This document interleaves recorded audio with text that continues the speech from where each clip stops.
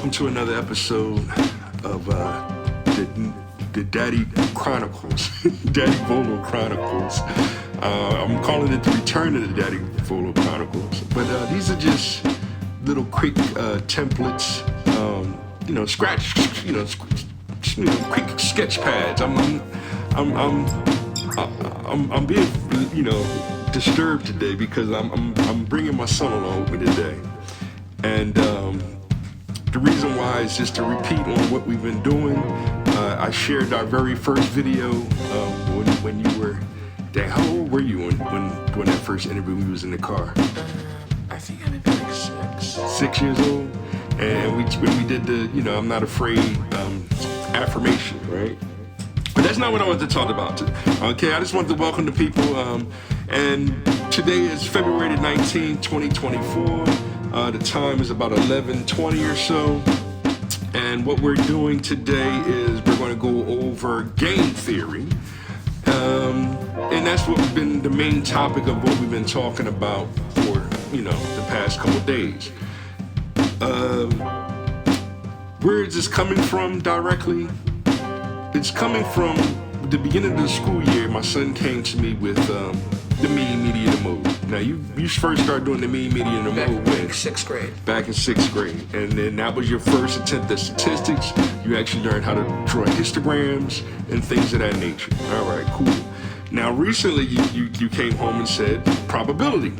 All right, so now you're doing statistics and probability, and Daddy has a degree in statistical analysis and probability or whatever, right? It's actuary science is what it was called back when I was in school.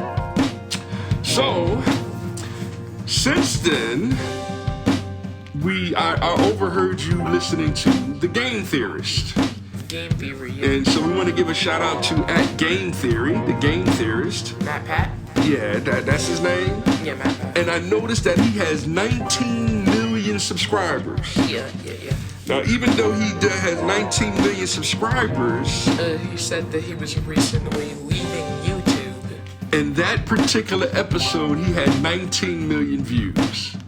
Normally, he only gets about 5 million views, or 1 million views, He's still a really popular channel that everyone really likes. Yeah, very popular channel. But what he's doing is actually he's doing real mathematics.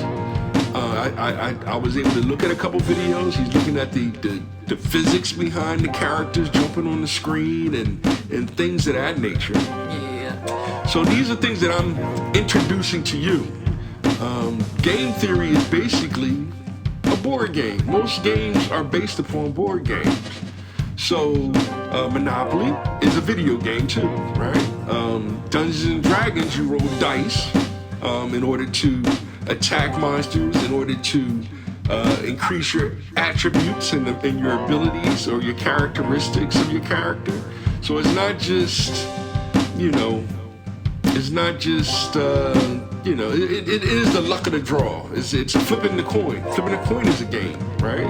At the beginning of every football game, they call heads or tails, and then that determines whether or not you're going to be offense or defensively, how you want to start the game off, attack or defend, So I'm relating that to my page because it's the big talk of everybody at the beginning of this year was Cat Williams. And the Cat Williams video made, I'm looking at my notes here, 60 million views. I'll make sure I give y'all right numbers. I haven't heard of that. What's the Cat Williams? Well, Cat Williams is a comedian. And he did a video show talking like he was bussing on everybody in the industry. Alright? Reasonable. So that's what kind of hip hop has always been, right? Hip hop is an American culture created by the children of the 1960 civil rights movement. So back in the 60s, you had Malcolm X, Martin Luther King, and Kwame Ture. Those are the three main orators that we talk about. It's just ironic that when you look back at their speeches and stuff, you never see Malcolm X openly debate Martin Luther King. Like he would throw some things on like, hey, because Martin Luther King was all about peace, peace, peace, and Malcolm X was, hey, we understand peace, but sometimes you gotta punch somebody in the mouth. Like, actually, this actually makes up. Like, recently in social studies, we learned about John Adams. Okay. And he had a brother named, like, Sam Adams. Okay. Like, John Adams was trying to be more peaceful until something big happened. Mm-hmm. Sam Adams would always take action whenever, something big was happening. One was more peaceful, the other was more, like, whenever something was gonna happen, prepared to fight, It does show, like, the yin and yang of life, kind of. Yeah. Doesn't it? And the biggest comparison of this in understanding game theory will be boxing. You have Muhammad Ali and Joe Frazier. All right, Joe Frazier's from Philadelphia, and your dad met Joe Frazier when I was your age, and I got to shake his hand, and et cetera, et cetera. But, Muhammad Ali did a lot of smack talk. If we show video of them having, it was, I'm gonna beat you up, then beat you up, you ain't nothing kind of a thing. And then when they got in the ring, they boxed. And it's a part of debating, right? That's an actual physical debate.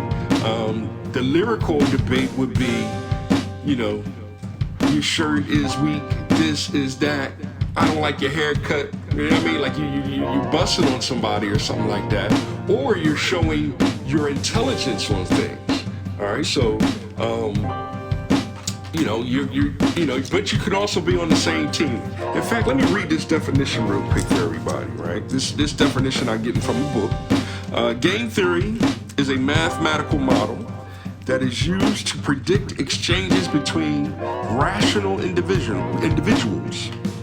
This can include cooperative exchanges, but it also includes predictions for how competing groups are most likely to have towards one another. You hear that? So we're going to go over this over and over again. The one that just caught my eye is this can include cooperative exchanges. So in hip-hop, you had groups like Run DMC.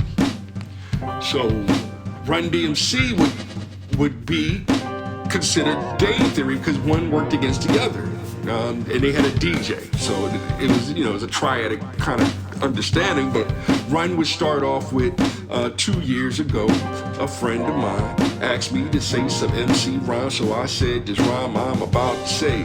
The rhyme was deaf, and then it went this way, right? And then when DMC turn came, it was, I'm DMC in the place to be. I went to St. John's University, and since kindergarten I applied the knowledge, and after 12th grade I went straight to college. Even the one that we've been working on, the hip hop, the hip to the hip to the hip hop, you don't stop, rock it to the bang bang, boogity up, jump the boogie to the rhythm of the boogity beat, right? We had a lot of groups that it was groups of people, and they would cooperatively battle. That's where the battles started from. So Run DMC would battle, but it was cooperative, and the main I guess I say protagonist, but it was to win the crowd. Right? It's all about winning the crowd over. So that's what Run DMC did. It wasn't until the most famous one is Kumo D and Biz. I'm sorry, I forget his name, and I apologize. But Busy B, and they had a battle, and then later on, Karis One had a battle with MC Shane. So, and then the most recent ones was Nas and Jay-Z. So everybody's battling now, but it turned into the one that hurt our movement was Tupac and Biggie. That's the one that everybody talks about because Tupac and Biggie had a battle, and then it became an East Coast versus West Coast kind of a thing, which was kind of fraudulent because they were friends, but America built up the hype of them fighting so much that even Muhammad Ali and Joe Frazier were considered enemies, even though they were friends. But it's just that, Ali beat Frazier 2 out of the 3 times. And thusly giving him the title of the greatest. But he would not be the greatest without Joe Frazier, right? So, but yeah, that's just a little quick introduction to game theory. That's all I really wanted to rap about today. But I did want to show how we use these numbers to analyze and predict things, and it is when you I want to do baseball this year, and you kind of learn it in baseball. When you up to the plate, it's you versus the pitcher. Yes. But it's actually you versus the pitcher and the catcher. Once you get better at baseball, because the catcher and the pitcher is playing game theory too. The catcher might be looking at your stance and seeing, hey, his left foot is back, so I'm gonna throw it inside back on him. So he's gonna signal the pitcher to throw a curveball inside left, or the best pitches that the pitcher has, so that you'll swing and miss. Your coaches are going to give you signals on, hey, move that foot up a little bit. Wiggle, get loose. You know, your coach always used to say, get loose, Charles, get loose. And things of that nature to try to help you hit that ball. He even might run up to you and say, hey, whisper something in your ear. That, hey, this next one's gonna be that fast, but he wants to take you out early. And you just swing and take, whatever it is, this is what goes on in baseball. And you've been doing that since you was a baby, right? There's a lot of game theory going on in baseball. And the ones where you really get to see the numbers is in your statistics. When you go up to bat, you hit 2 out of 4. That's hitting how much? That's one half. 50%. You're hitting 500. They like to say in baseball. The same is true in economics. In fact, they say economics is what's called an infinite game, because it's always us sharing money. What is money? Money is time. Money is time. That's why it's an infinite game, because time is infinite. Not for us, but for God is infinite. Time is limited for us, right? But it's an infinite game. But when we dealing with our society, we're not really talking about money when I go out there to go get some cash. When we talking about cash, that's different. That's what the government pays me so that I can keep this electricity on. I can, get the car fixed. I can buy you some new baseball gloves or glasses or something, and so that you can go out there and hustle. Hey, Mr. Ralph, I see your lawn getting big. Want me to cut it real quick and give you $1 or $2 or whatever for your time for cutting his lawn. Like when you're selling popcorn and things like that. So that's why economics is an infinite game. Another infinite game, Cold War. That's political, right? That's the countries fighting each other. So it's always going to be a game of fighting over land. That's what we do in America. We fight over land. We fight over the law. Right? See, all these things is a part of game theory. Game theory can be psychological, it can be philosophical, and most importantly, sociological. But these are things that now we can take all these ideas and make them into a model, and then predict and change the game.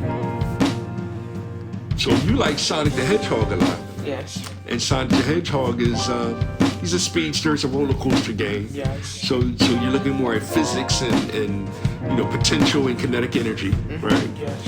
Whereas Dungeons and Dragons is more of a like strategic.